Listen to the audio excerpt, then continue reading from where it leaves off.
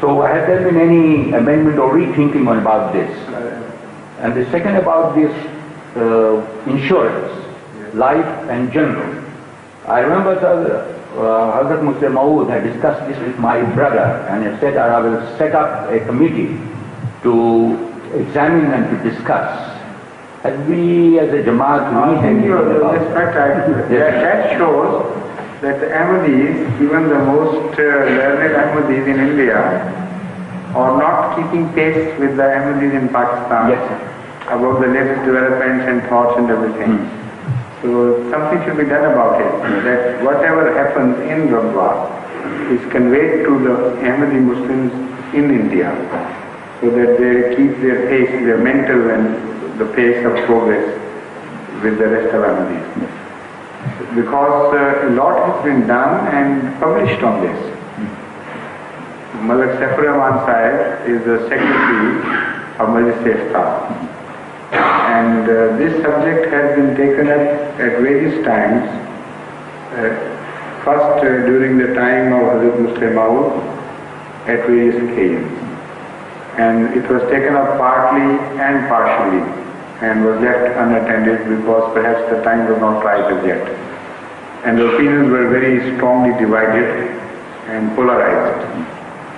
And later on, during the last days, under the auspices of the non-board too, this aspect was taken up, and I was also one of the members to investigate this matter of life insurance and other insurances. Also I wrote a short paper for the eyes of the members of Majlis Iftar. Later on, in the third Khilafah, under instructions from Hazrat Khalifa, we took the question up and discussed it, thrashed it to the bare skin. And ultimately the decision was taken and that was published in Al-Fadl.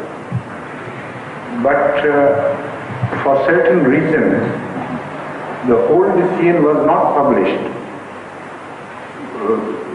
entirely. Only a short reference was given to that decision, and it was mentioned that you are permitted to go for insurance under certain circumstances, and with the condition that you take prior permission from a committee appointed for this very purpose, and you write your conditions which compel you to get insured, and secondly explain exactly what conditions will be signed, will be governing your deed of contract with that insurance company. Because it was said that certain insurances with certain conditions can still be illegal according to Islam. They are not permissible. But there are conditions governing insurance today which are permissible in Islam. So what those conditions are, we don't go into the detail and do not want to leave it to the judgment of every individual. But a committee would decide, you just write your conditions in terms of contract and they will decide. Malak Saifur Rahman Sahib, Maulana Abul Sahib, late Maulana Abul Sahib and myself, we were the members of that committee. But unfortunately, very few decisions were taken by that committee. Because among other things, Maulana Abul Sahib was the one member who had opposed even this much leniency and license. And he remained adamant. So although we would overrule him because we were in the majority, and also the decision of the Majlis was in our favor, yet he was very hesitant to come and attend, not interested, So this is why very few sessions of that committee were held. Now why all this? Instead of giving a straightforward statement that nowadays under these conditions insurance is permissible. Because Hazrat Muslim Maud had mentioned in one of his books or sermons that apart from other things, I don't want Ahmadis to be encouraged to go for insurances, because in fact what will happen would be this, that instead of paying their chandas, they'll be directing those chandas to insurance. And the spirit of sacrifice will be hurt. So I don't want to promote it, even if I understand it to be Islamic and permissible. I am hesitant to go for that. That was the opinion of the Muslim house which prevented us from going whole hog and all out for this.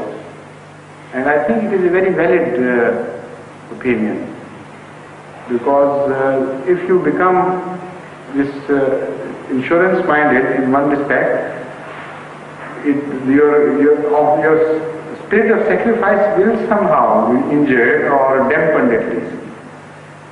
And if that happens, then the whole system of the chanda would be adversely affected.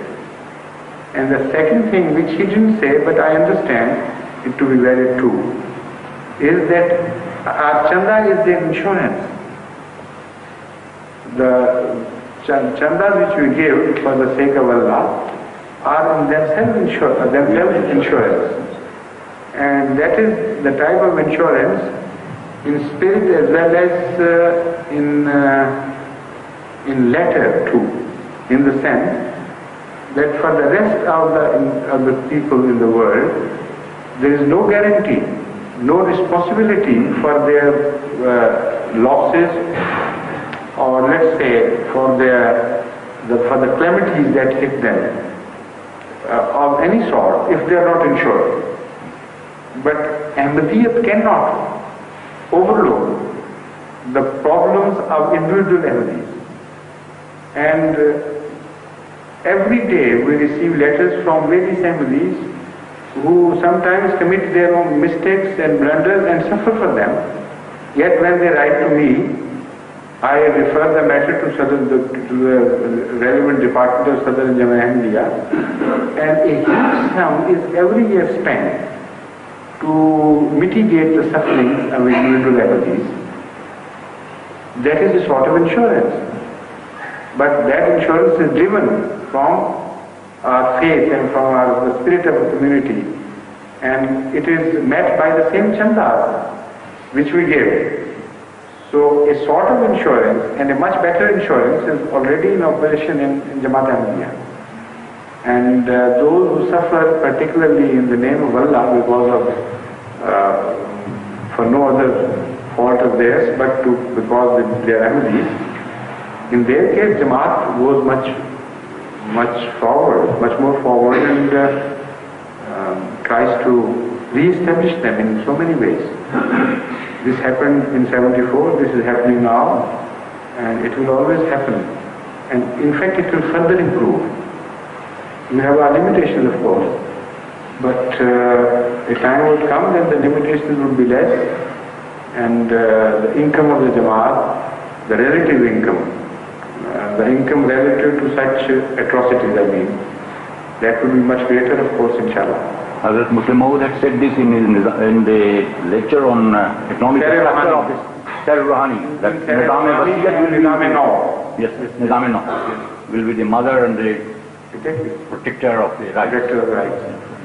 So a time would come when not only spiritually, but literally, a system of insurance would be in operation in Ahmadiyya, without anybody having to pay for it. You know, if you would be sacrificing and a larger number would be benefiting, what better insurance could people require than this?